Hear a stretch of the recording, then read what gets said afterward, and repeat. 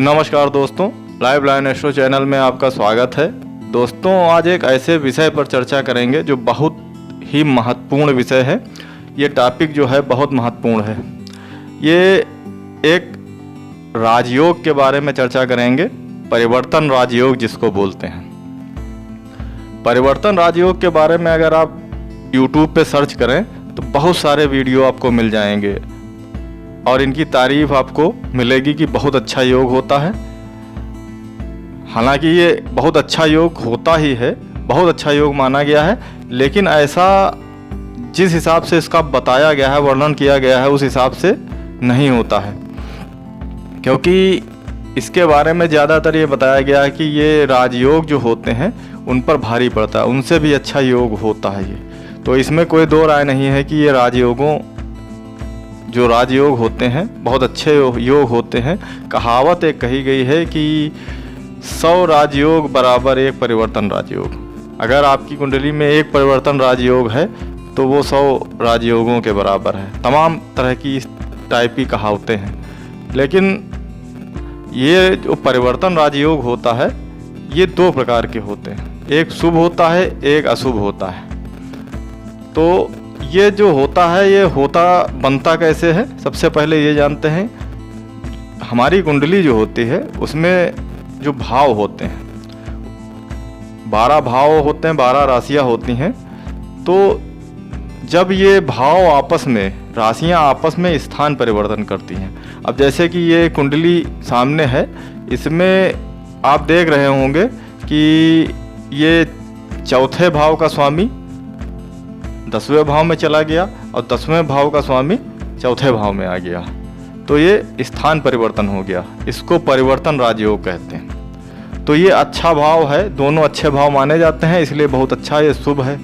लेकिन इसी प्रकार से अगर कुछ भाव ऐसे होते हैं जैसे कि तीसरा भाव, छठा भाव, 8वां भाव और 12वां भाव, ये स्थान अच्छे नहीं माने जाते हैं। अब अगर तीसरे भाव से कोई भाव का स्थान परिवर्तन राशि का हो रहा है तो ये क्या शुभ होगा? तो कोई ज़रूरी नहीं है शुभ होगा। तो इसीलिए इसका वर्णन जो है फल दीपिका में किया गया है, बहुत विस्तृत से बताया गया है। तो इसके बारे में आज चर्चा करेंगे, कुंडली के माध्यम से भी बताएंगे और इसके बारे में विस्तृत चर्चा करेंगे। ये कैसा होता है ये योग और ये कितने प्रकार के योग बनते हैं ये बताएंगे। तो दोस्तों, फल दीपिका में इसके बारे में जो वर्णन है उसमें ये जो आप एक श्लोक देख रहे हैं इसका विस्तृत वर्णन है और इसके बारे में बताया गया है कि जो ये भावेश स्थान परिवर्तन करते हैं इसमें 66 प्रकार के योग बनते हैं। जो 66 प्रकार के योग बनते हैं उसमें से कुछ महायोग होते हैं और कुछ होते हैं खल योग व दैत्य योग। तो ये किस प्रकार से निर्मित होते हैं आइए जानते हैं।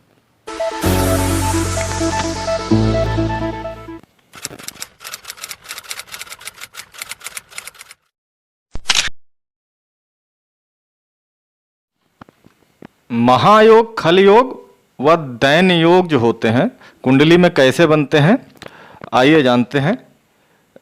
जब दो भावेश जो होते हैं एक दूसरे से परिवर्तन करते हैं तो उनको परिवर्तन राजयोग कहा जाता है। इसी प्रकार से कुछ ऐसे भाव होते हैं 6, 8, 12 भाव या तीसरा भाव जो त्रिक भाव कहलाते हैं। 6, 8, 12 और तीसरा भाव भी अच्छा भाव नहीं माना जाता है। उससे अगर संबंध बनाते हैं कोई भाव तो उनको अलग हिसाब से देखा जाता है, वो अच्छा नहीं माना जाता है। तो ये 66 योग जो होते हैं उसमें से जो होते हैं 30 योग दैन्य योग कहलाते हैं। ये 6, 8, 12 भाव से बनते हैं, 6, 8, 12 भावेशों से संबंध बनाते हैं और इसमें 8 योग जो होते हैं ये तृतीय भाव से बनते हैं। 8 योग तृतीय भाव से बनते हैं, ये खल योग होते हैं। बाकी 28 योग जो होते हैं महायोग कहलाते हैं। दैन्य योग जो होते हैं 6, 8, 12 भावेशों के किसी भी भाव में बैठने से बनते हैं।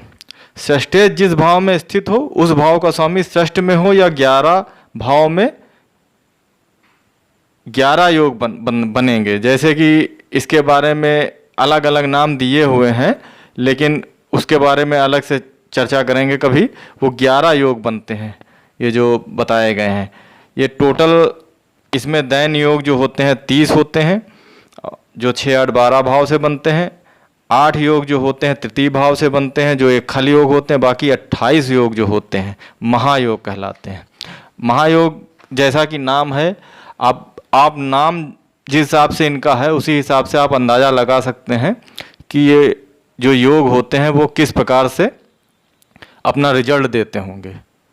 तो योगों का फल जो होता है, दैत्य योग जो होता है, व्यक्ति मूर्ख, बदनामी करने वाला, व्यर्थ बकवास करने वाला, पाप से युक्त होता है, शत्रुओं से सदा पीड़ित रहता है, कठोर वचन बोलने वाला होता है, कामों में बाधा व असफलता पाने वाला होता है।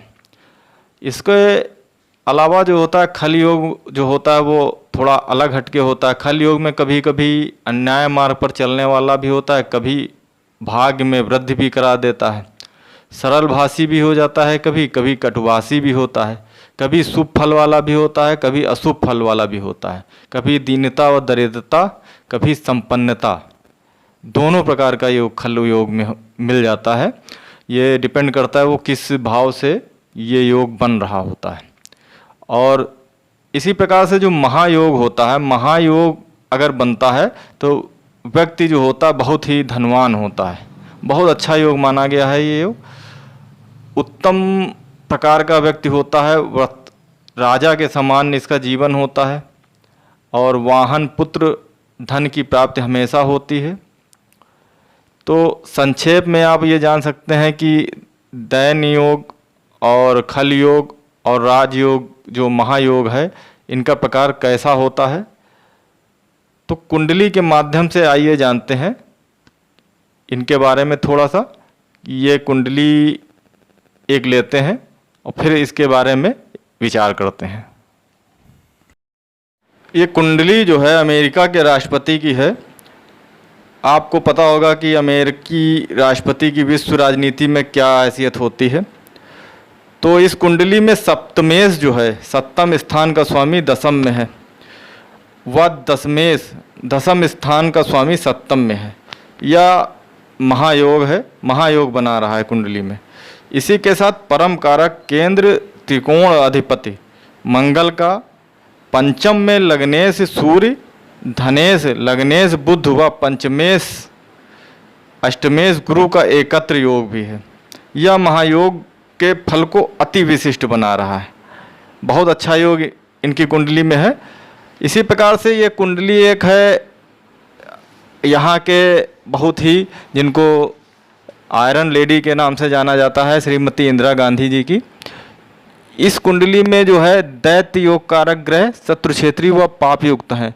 महायोग कारक उत्तम भाव स्थित वाले व मित्र क्षेत्री हैं। चंद्र व सूर्य पर गुरु की दृष्टि भी है। अतः महायोग का फल विशेष व दैत्य योग का फल साधारण हुआ।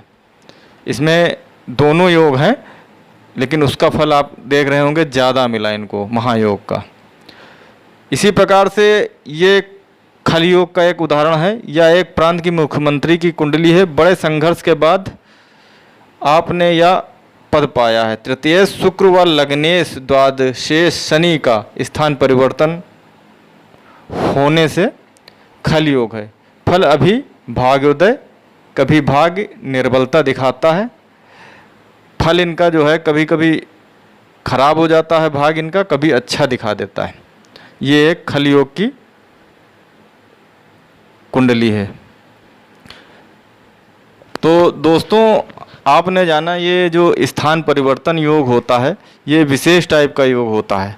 इसमें बहुत सारे जो भाव हैं कुंडली के 12 भाव, उसमें अलग अलग भावों से अलग अलग स्थान परिवर्तन राजयोग बनता है।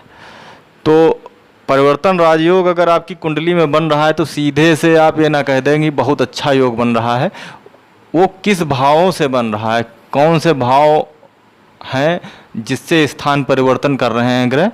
अगर आपस में स्थान परिवर्तन कर रहे हैं तो समझ लीजिए अगर अच्छे भाव से हैं तो बहुत अच्छा योग है, वरना आप ये मानिए कि अगर त्रिक भाव से बन रहा है तो अच्छा योग नहीं माना जाता है।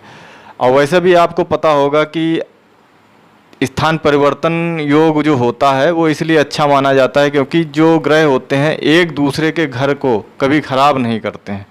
अगर आपस में स्थान परिवर्तन कर लिया है इन्होंने, तो अगर दोनों आपस में एक दूसरे के घर में बैठे हैं तो वो अपने घर को कभी ख़राब नहीं करेंगे, इसलिए इस योग को बहुत अच्छा माना जाता है। तो दोस्तों, आपने जाना कि परिवर्तन राजयोग क्या होता है, इसके क्या प्रकार हैं। मिलते हैं अगले वीडियो में एक नए टॉपिक के ऊपर चर्चा करेंगे। तब तक के लिए नमस्कार, धन्यवाद मित्रों।